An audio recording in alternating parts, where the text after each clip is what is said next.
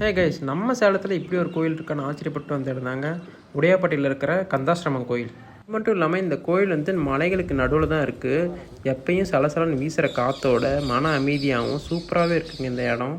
அது மட்டும் இல்லாமல் இந்த கோயிலில் இருக்கிற இடுமன் சன்னதி போல் வேறு எந்த கோயில்லையும் முருகனுக்கு வந்து இந்த இடுமன் சன்னதி இருக்காது. இந்த கோயிலோட சிறப்பு என்னென்னு பார்த்தீங்கன்னா, முருகனும் தாயும் எதிரெதிர் சன்னதிகளை இருப்பது வந்து வேறு எங்கேயுமே பார்க்க முடியாது, இந்த கோயிலில் மட்டும்தான் பார்க்க முடியும். இந்த கோயிலில் வந்து வழிபட்டிங்கன்னா கல்யாண பாக்கியமும் குழந்தை பாக்கியமும் கைகூடுன்னு சொல்கிறாங்க.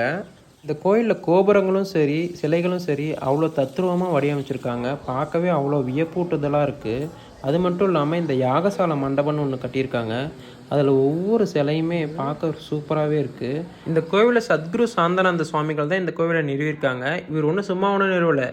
முருகப்பெருமானே கனவுல வந்து நான் இந்த இடத்துல தான் இருக்கேன், பிரதிஷ்டை பண்ணணும் அப்படின்னு சொன்னனால தான் இவர் வந்து இந்த கோவில் வந்து நிறுவியிருக்காரு.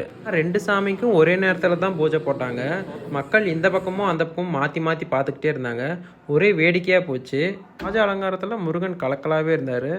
அது மட்டும் இல்லாமல் இந்த கோயிலில் பஞ்சமுக விநாயகர், தன்வந்திரி பகவான், பஞ்சமுக ஆஞ்சநேயர்னு சொல்லிட்டு நிறைய சாமிகளும் வச்சுருக்காங்க. பூஜையெல்லாம் முடிஞ்ச வாட்டி அன்னதானம் போட்டாங்க. அப்படியே சாப்பிட்டு நாங்களும் கிளம்பிட்டோம். கோவில் ஓப்பனிங் டைம் பார்த்தீங்கன்னா காலையில் 7லேருந்து 12 மணி வரைக்கும், சாயந்தரம் 4லேருந்து 8 மணி வரைக்கும் நட திறந்துருப்பாங்க. அந்த டைமில் கோயிலுக்கு போயிட்டு வாங்க. கோயிலுக்கு கீழே பார்த்தீங்கன்னா கன்னிமார் கோயிலும் இருக்கும். அதையும் ஜஸ்ட்டு ஒரு விசிட் போய் பார்த்துட்டு வாங்க. இனிமேல் இந்த மாதிரி கோயில் வீடியோ தான் அதிகமாக வரும். அதனால் சேலம் சுற்றுமாலிம்னு சப்ஸ்கிரைப் பண்ணிக்கோங்க, ஃபாலோ பண்ணிக்கோங்க.